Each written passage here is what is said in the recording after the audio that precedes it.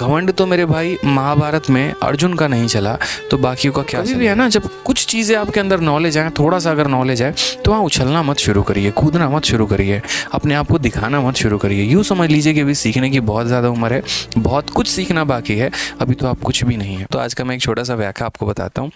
एक बच्चा हमारे ऑफलाइन में आया और वो डेली डाउट पूछता है, ठीक है, लेकिन पिछले कुछ समय से उसके लक्षण मुझे सही नहीं लग रहे थे। लक्षण इसी वजह से सही नहीं लग रहे थे क्योंकि इंसान जब थोड़ी सी तैयारी करना शुरू नहीं करता है ना, उसके अंदर एटीट्यूड आ जाता है, ईगो आ जाता है, घमंड आ जाता है, ठीक है। और एटीट्यूड, ईगो और घमंड आ जाता है ना, फिर वहाँ पर इंसान का पतन होना शुरू हो जाता है मेरे भाई।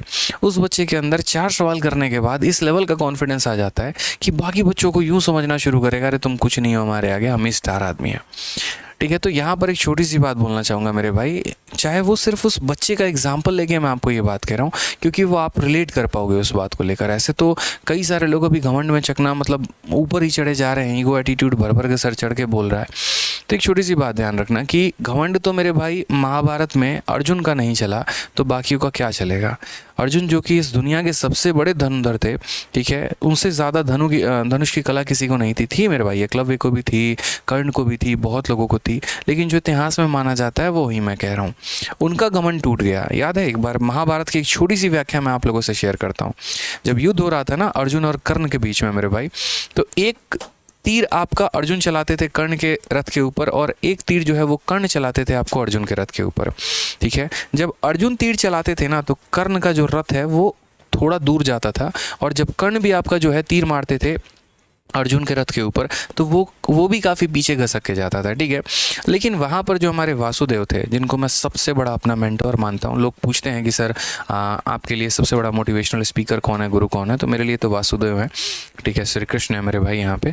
तो वहाँ पर कृष्ण जो है वो हर बार तारीफ़ कर रहे हैं, और किसकी तारीफ़ कर रहे हैं, तो कर्ण की तारीफ़ कर रहे हैं। तो फिर वहाँ पर अर्जुन नाराज़ हो जाते हैं, बोलते वासुदेव क्या कर रहे हैं आप, ये आप हमको डिमोटिवेट किए जा रहे हैं, ठीक है, मैं भी तीर चला रहा हूँ, उनका भी रथ पीछे जा रहा है, लेकिन मेरा जब रथ पीछे जाता है ना तो आप उनकी तारीफ करते हैं, ऐसा आप क्यों कर रहे हैं।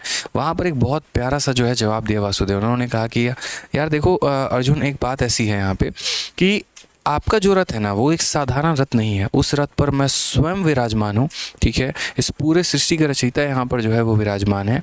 आपके रथ पे जो ध्वज लगी हुई है ना उस पर हनुमान जी विराजमान है। आपके पहियों को जो है ना वो शेषनाग ने घेर रखा है, ठीक है, उस पर शेषनाग ने अपनी पकड़ बना रखी है। फिर भी सोचो कि वो इंसान आपके रथ को इतना पीछे ढकेल दे रहा है और उसका जो रथ है ना वो बहुत मामूली रथ है और आप उसको पीछे ढकेल कर अपनी वाहवाही लूटना चाह रहे हो। वहाँ पर उसी समय उसी क्षण यहाँ पे अर्जुन का घमंड टूटता है, उसको समझ में आता है कि वो गलती कर क्या रहे थे, और तब उसके बाद जो है अपने मन से अपने तन से और ऊपर काम कर रहे होते हैं, और उसके बाद तब जो है वो युद्ध की ओर प्रयास करते हैं।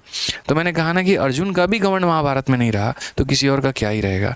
तो कभी भी है ना, जब कुछ चीज़ें आपके अंदर नॉलेज आए, थोड़ा सा अगर नॉलेज आए तो वहाँ उछलना मत शुरू करिए, कूदना मत शुरू करिए, अपने आप को दिखाना मत शुरू करिए। यूँ समझ लीजिए कि अभी सीखने की बहुत ज़्यादा उम्र है, बहुत कुछ सीखना बाकी है, अभी तो आप कुछ भी नहीं है।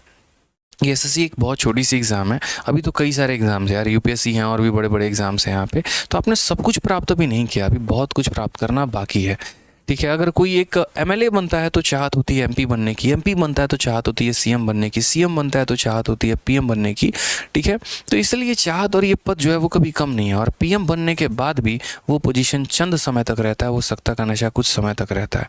तो इसलिए कभी भी घमंड अपने अंदर मत लेकर आओ, वो इंसान को ख़त्म कर देगा, बर्बाद कर देगा। समझो इस बात को यहाँ पे। तो घमंड नहीं रखना है, अपने आप को एकदम बहुत काम रखना है, जीवन में बहुत कंपोज रखना है और उसके साथ जीवन में आगे बढ़ते चले जाना है।